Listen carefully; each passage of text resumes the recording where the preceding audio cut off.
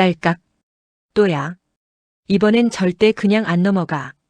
새벽 2시 58분이었습니다. 서지은은 이불 속에서 눈을 번쩍 떴습니다. 이사 온 지 정확히 일주일째였고 그 일주일 동안 단 하루도 빠짐없이 같은 시간, 같은 소리가 현관 쪽에서 흘러들어왔습니다. 도어락 버튼을 누르는 특유의 짧고 딱딱한 전자음, 그리고 비밀번호가 틀렸을 때 나는 낮은 경고음. 그 두 소리가 세트로 매일 밤 새벽 2시 58분에 어김없이 찾아왔습니다. 처음엔 아랫집이나 옆집에서 울리는 소리가 벽을 타고 넘어오는 거라고 생각했습니다. 오래된 빌라 특유의 얇은 벽 탓이라고 스스로를 납득시켰습니다. 이틀째에도 같은 시간에 소리가 났을 때는 늦게 귀가하는 이웃 중 누군가가 비밀번호를 자주 틀리는 사람일 거라고 넘겼습니다. 하지만 사흘, 나흘, 닷새가 지나도 정확히 2시 58분, 단 1분도 어긋나지 않고 그 소리가 반복되자 지은은 더 이상 우연이라는 단어를 꺼낼 수가 없었습니다. 지은이 이 빌라에 이사 온 건 직장 발령이 계기였습니다. 서울 외곽의 낯선 동네, 혼자 살기에 적당한 크기의 원룸형 빌라였습니다. 보증금도 부담 없었고 월세도 감당할 만했습니다. 지하철역에서 도보 10분, 편의점도 바로 앞. 처음 집을 보러 갔을 때 중개업소를 운영하는 임철수는 말끔한 차림으로 현관 열쇠를 건네며 요즘 이 가격에 이 조건이면 바로 나가요라고 말했습니다. 계약서는 단 1시간 만에 끝났습니다. 입주 청소도 깔끔하게 되어 있었고 집안에 이상한 점은 전혀 없어 보였습니다. 그런데 지은이 짐을 풀고 첫날 밤을 보낸 바로 그 새벽부터 2시 58분의 소리가 시작됐습니다. 처음 며칠간은 이불을 뒤집어 쓰고 버텼습니다. 잠을 설치다 출근하고 퇴근 후 쓰러지듯 잠들었다가 또 같은 시간에 깼습니다. 하지만 일주일째 되는 날 밤 지은은 더 이상 참지 않기로 결심했습니다. 이불에서 몸을 일으켜 발끝으로 현관 쪽으로 다가갔습니다. 심장이 빠르게 뛰었습니다. 도어락의 작은 들여다보기 구멍, 즉 도어 아이에 눈을 갖다 댔습니다. 복도에 인기척이 있었습니다. 흐릿한 복도 조명 아래 누군가가 서 있었습니다. 키가 크고 체격이 있는 남자였습니다. 모자를 쓰고 있어서 얼굴은 보이지 않았습니다. 남자는 잠시 도어락 앞에 서 있다가 손을 들어 버튼을 누르기 시작했습니다. 딸깍 딸깍 딸깍. 비밀번호를 여러 번 시도했지만 문은 열리지 않았습니다. 그는 잠시 멈춰 고개를 숙였습니다. 그리고 이내 복도 끝으로 사라졌습니다. 지은은 그 자리에서 한동안 움직이지 못했습니다. 밤새 잠을 이루지 못했습니다. 경찰에 신고할까 생각했지만 복도에 서서 도어락을 눌렀다는 것만으로는 신고 사유가 될까 망설여졌습니다. 문은 열리지 않았고 실제로 침입이 일어난 건 아니었으니까요. 지은은 일단 상황을 지켜보기로 했습니다. 그게 첫 번째 실수였는지도 모릅니다. 다음 날 퇴근 후 지은은 냉장고 문을 열었습니다. 아침에 꺼내놓고 간 요거트를 챙기려던 참이었습니다. 그런데 냉장고 안에 자신이 사놓지 않은 물건이 들어있었습니다. 캔 맥주 2개와 편의점 김밥 1줄이었습니다. 냉장고 문을 열었다 닫았다 3번 반복했습니다. 분명히 자신이 산 것이 아니었습니다. 지은은 그 자리에서 핸드폰을 꺼내 들었습니다. 지금 이 이야기 여기서 끊기 너무 아깝지 않으신가요? 구독과 좋아요, 알림 설정까지 눌러두시면 다음 챕터를 절대 놓치지 않으실 수 있습니다. 이 이야기는 지금부터가 진짜 시작입니다. 손이 미세하게 떨렸습니다. 냉장고 안에 낯선 음식들을 바라보며 지은이 든 생각은 단 하나였습니다. 누군가 이 집에 들어왔다. 그것도 자신이 출근해 있는 낮 시간에. 지은은 그날 밤 잠을 자지 않았습니다. 소파에 앉아 현관 쪽을 바라보며 아침이 오기를 기다렸습니다. 냉장고에서 꺼낸 캔 맥주 2개와 편의점 김밥은 식탁 위에 그대로 올려두었습니다. 증거처럼. 손으로 만지면 지문이 지워질 것 같아 젓가락으로 건드려 위치만 확인했습니다. 유통기한을 보니 사흘 뒤였습니다. 누군가 최근에 산 것이었습니다. 아침이 되자 지은은 관리사무소에 전화를 걸었습니다. 이 빌라에는 별도 관리인이 없었고 임 사장이 운영하는 부동산에서 건물 관리까지 겸하고 있었습니다. 전화를 받은 임철수는 특유의 느긋한 목소리로 혹시 전에 살던 세입자가 놓고 간 것 아닐까요? 라고 말했습니다. 지은이 입주한 지 일주일이 지났다고 하자 임 사장은 잠시 말이 없다가 그럴 수도 있죠. 딱히 이상한 건 없는 것 같은데요 라고 끊어버렸습니다. 지은은 전화를 끊고 방 안을 천천히 둘러봤습니다. 딱히 뒤진 흔적은 없었습니다. 서랍도 옷장도 제자리였습니다. 지갑도 노트북도 멀쩡했습니다. 도둑이 든 것 같지는 않았습니다. 그렇다면 도대체 누가 왜 맥주와 김밥을 냉장고에 넣어두고 간 것일까요? 며칠이 지났습니다. 새벽 2시 58분의 도어락 소리는 계속됐습니다. 지은은 이제 그 시간이 되면 자동으로 잠이 깼습니다. 몸이 소리를 기억하는 것처럼 알람 없이도 정확히 그 시각에 눈이 떠졌습니다. 도어 아이로 확인하면 늘 같은 남자가 서 있었습니다. 모자, 큰 체구, 고개를 숙인 채 버튼을 누르고 사라지는 뒷모습. 그게 전부였습니다. 그런데 열흘쯤 지났을 때 냉장고 안에 또 낯선 것이 생겼습니다. 이번엔 편의점 삼각김밥 3개와 생수 1병이었습니다. 지은은 등골이 서늘해졌습니다. 이제 의심할 여지가 없었습니다.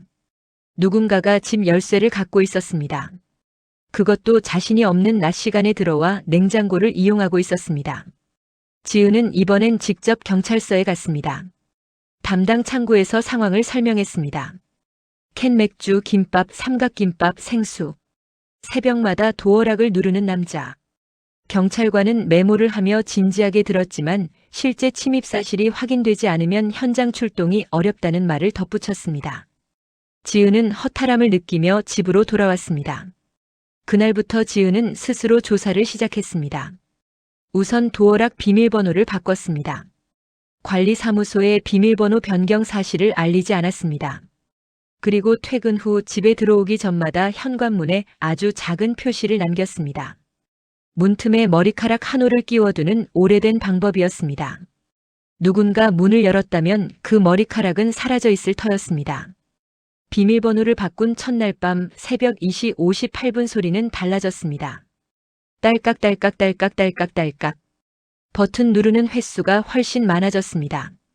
분명히 예전 비밀번호가 안 된다는 걸 알고 다른 번호를 계속 시도하는 것이었습니다.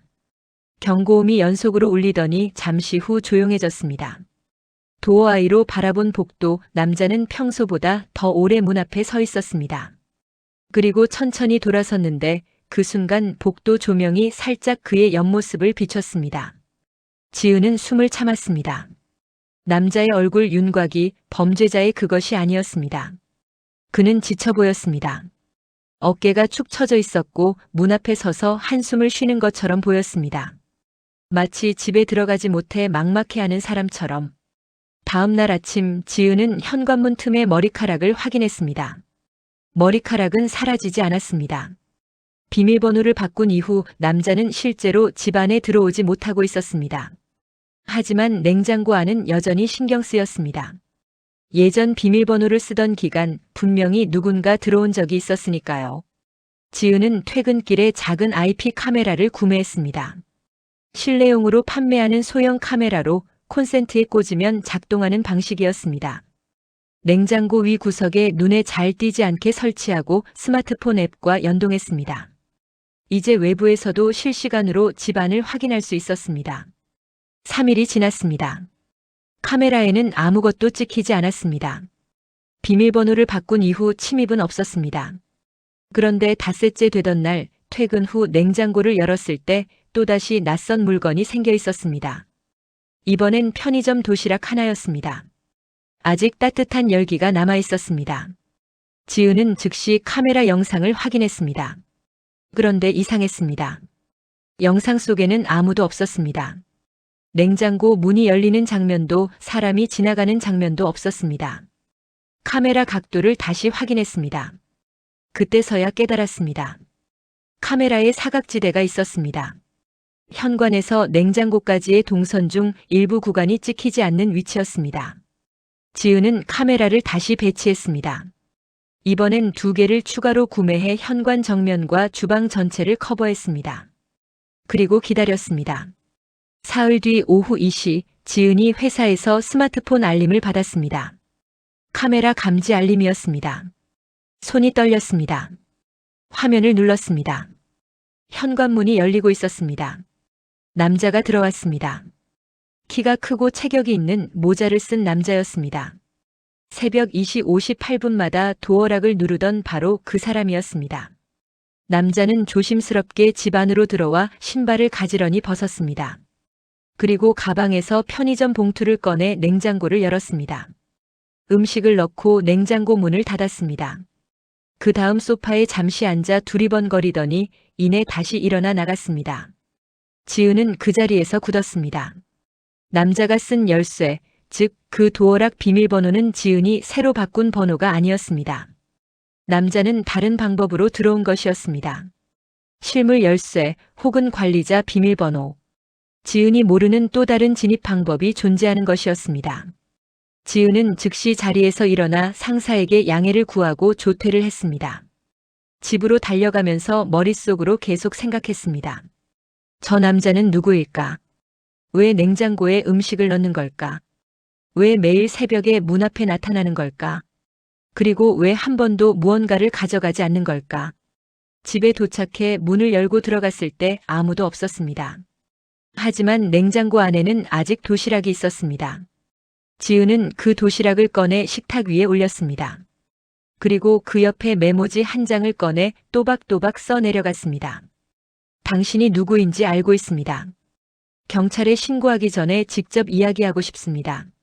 메모를 냉장고 문에 테이프로 붙여두었습니다. 지은은 그날 밤 잠을 잘 수 없었습니다. 메모를 본 남자가 어떤 반응을 보일지 알 수 없었습니다. 화를 낼 수도 있었고 위협적으로 나올 수도 있었습니다.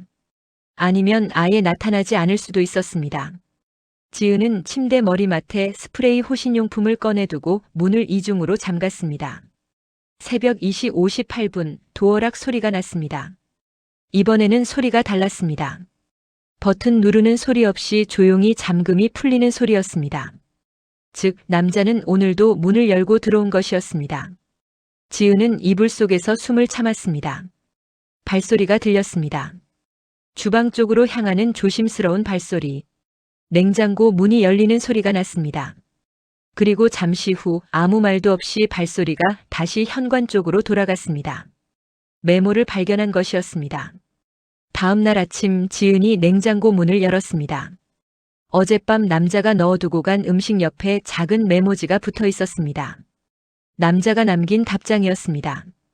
죄송합니다. 설명할 수 있습니다. 토요일 오전에 이 집 앞에서 기다리겠습니다.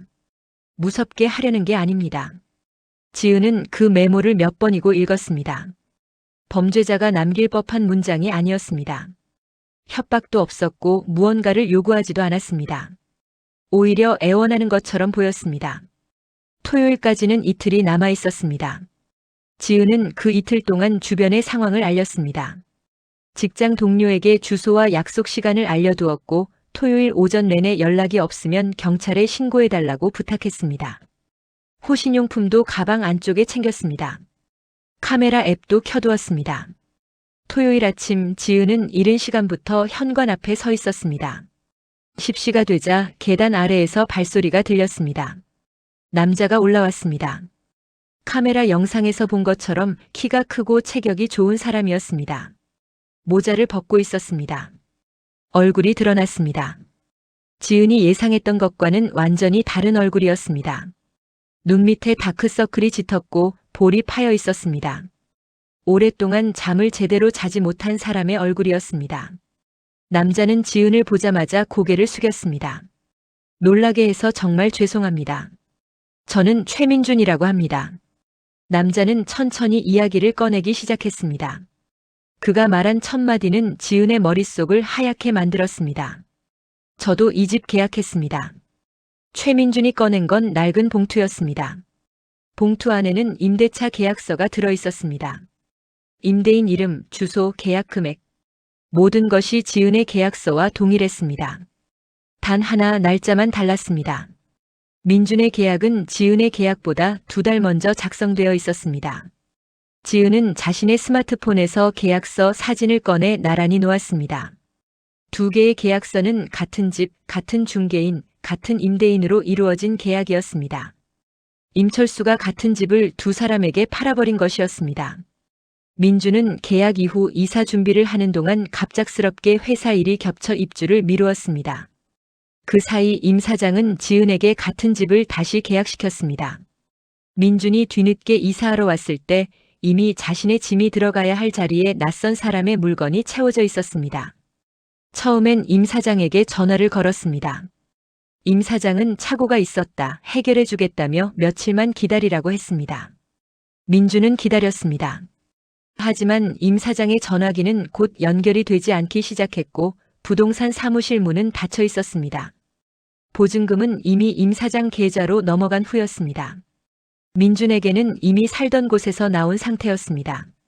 짐은 창고에 맡겼고 지낼 곳이 없어 지인 집을 전전하다 결국 아무도 없는 새벽 자신이 계약한 집 앞에 와서 도어락을 누르는 일을 반복하게 된 것이었습니다.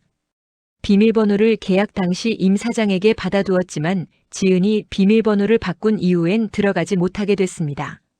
그럼에도 새벽마다 그 앞에 온 것은 갈 곳이 없는 사람이 자신의 집이라고 생각하는 곳 앞에 서는 것 말고 달리 할 수 있는 일이 없었기 때문이었습니다.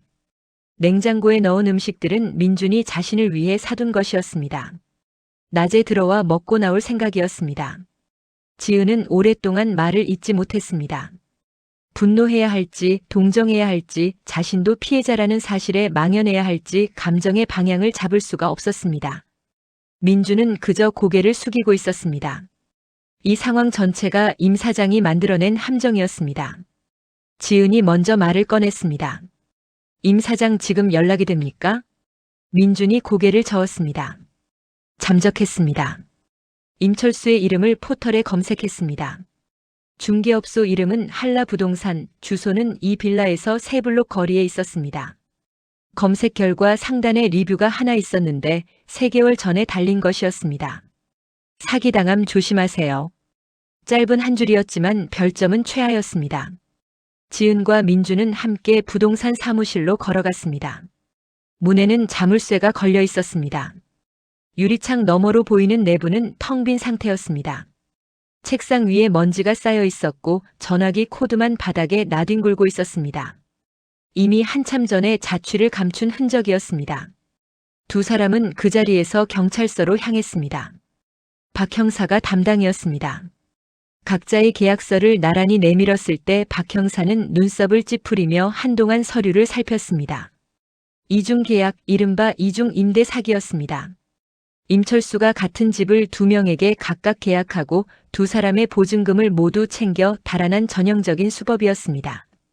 박 형사는 이미 임철수와 관련된 피해 신고가 몇 건 접수되어 있다고 말했습니다. 그 같은 수법으로 이 동네에서만 최소 4집이 피해를 봤다고 했습니다. 임철수는 현재 행방불명 상태였으며 경찰은 이미 수배를 내린 상황이었습니다. 지은의 보증금 800만 원, 민준의 보증금 1200만 원. 합산 2천만 원이 임철수의 계좌로 입금된 후 다른 곳으로 빠져나간 상태였습니다. 계좌는 이미 잔액이 없었습니다. 박 형사는 두 사람에게 법률구조공단 상담을 권했습니다. 보증금을 돌려받기 위해서는 임대인 즉 실제 집주인을 상대로 별도 법적 절차를 밟아야 하는 상황이었습니다.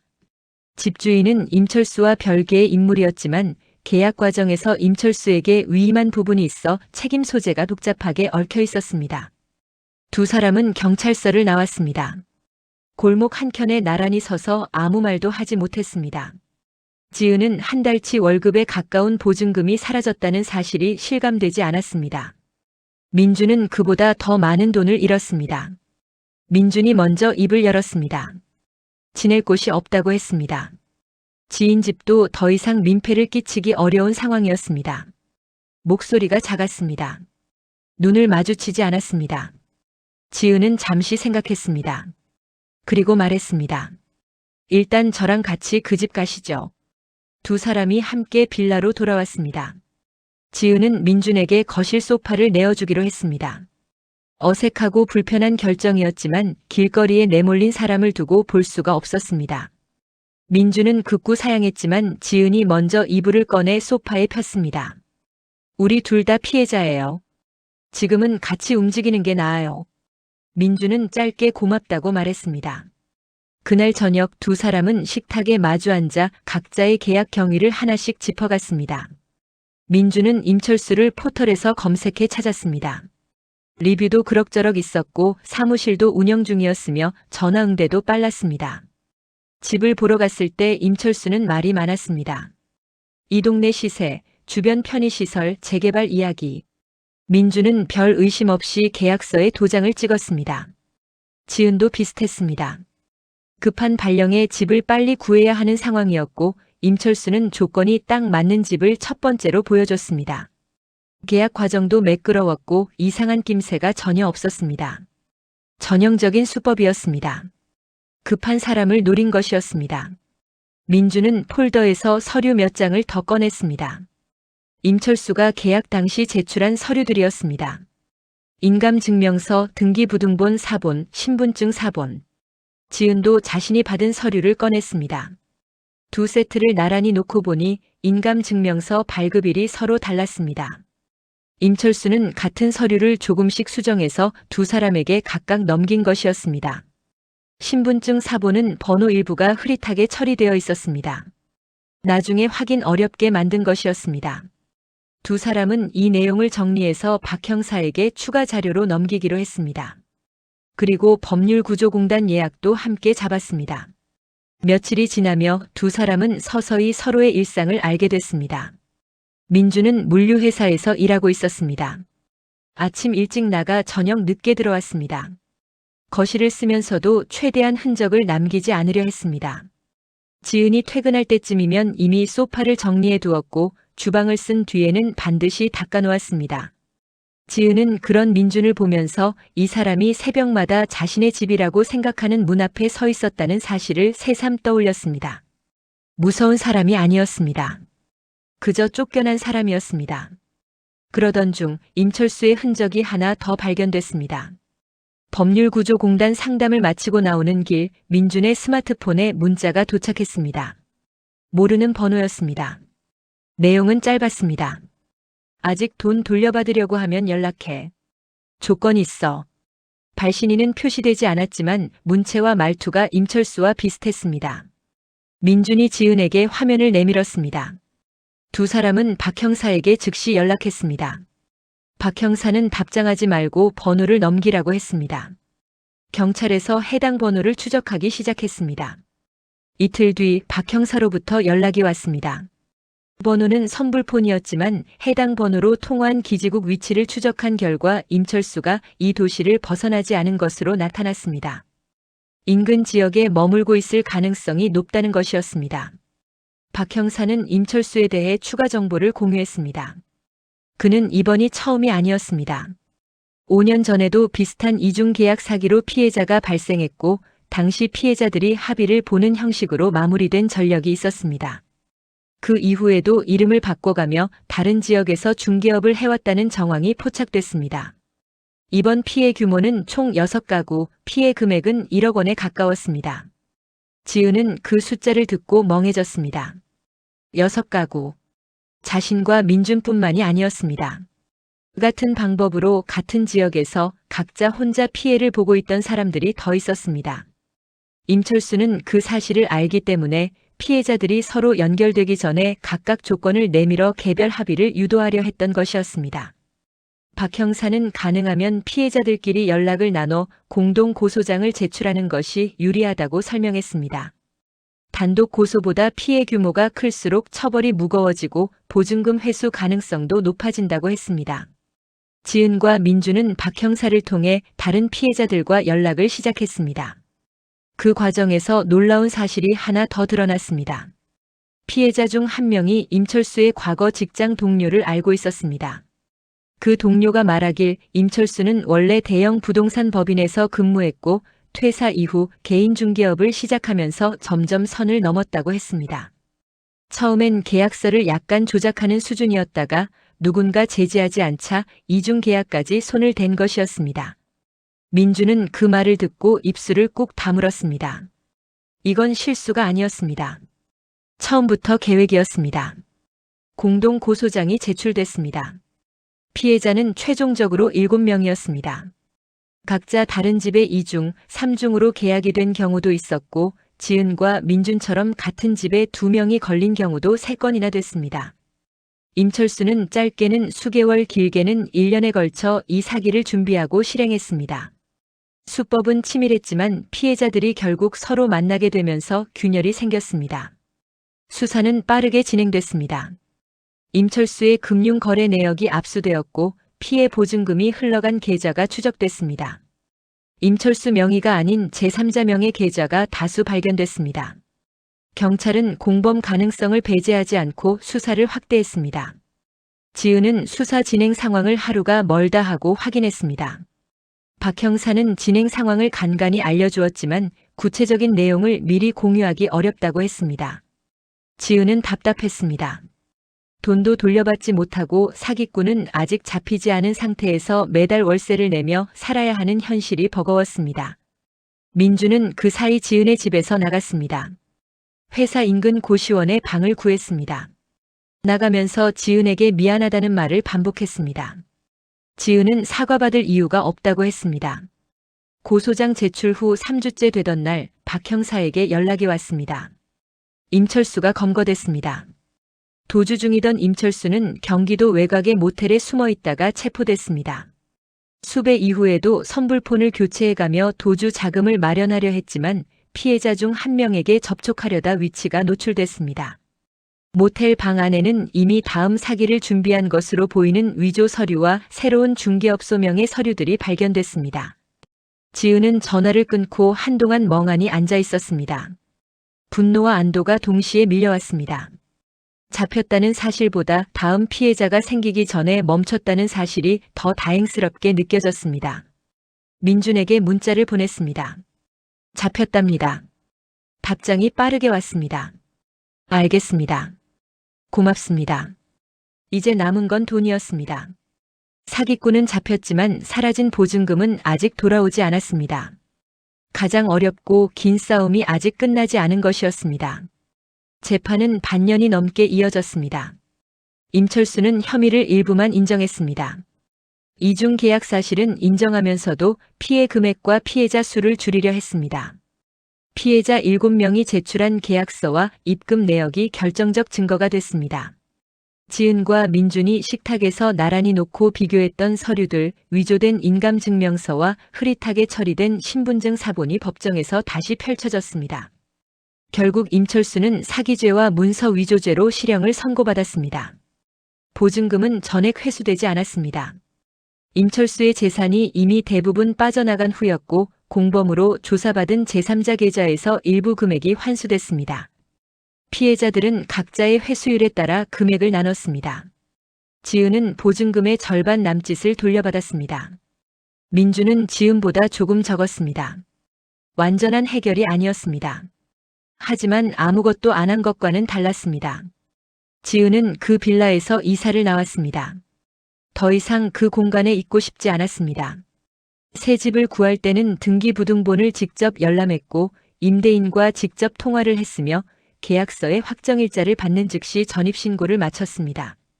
공인중개사 자격증 번호도 국가자격증 조회 사이트에서 직접 확인했습니다.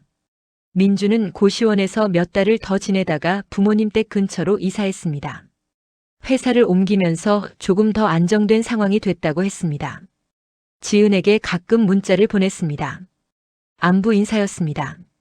두 사람은 결국 낯선 중개인의 사기로 같은 집에 얽힌 사이였습니다. 하지만 그 엉킨 실타래를 풀면서 서로의 피해를 함께 증명하고 같이 싸웠습니다. 법정에서 같은 방향을 바라보는 두 사람이 됐습니다. 마지막으로 지은은 새 집 열쇠를 받던 날 도어락 비밀번호를 설정하면서 잠시 멈췄습니다. 새벽 2시 58분이라는 숫자가 스쳐 지나갔습니다. 이제 그 시간에 잠에서 깨는 일은 없을 것이었습니다. 비밀번호를 눌렀습니다. 문이 열렸습니다. 이번에는 온전히 자신만의 집이었습니다. 이 이야기를 끝까지 함께 해주셔서 정말 감사합니다. 지은과 민준처럼 우리 주변에는 사기라는 걸 알아챘을 때 이미 늦어버린 경우가 너무 많습니다. 혼자였다면 훨씬 더 오래, 더 깊이 빠져 있었을 이야기였습니다. 서로 연결됐기 때문에 가능했던 결말이었습니다. 이 채널에는 이런 이야기들이 앞으로도 계속 올라옵니다. 실제로 일어날 법한 일들, 우리가 알아야 할 이야기들. 아직 구독을 안 하셨다면 지금 구독 버튼 한번 눌러주세요. 좋아요와 알림 설정까지 해두시면 다음 이야기를 가장 먼저 만나실 수 있습니다. 여러분의 반응 하나하나가 이 채널을 계속 움직이게 합니다. 다음 이야기에서 또 만나겠습니다.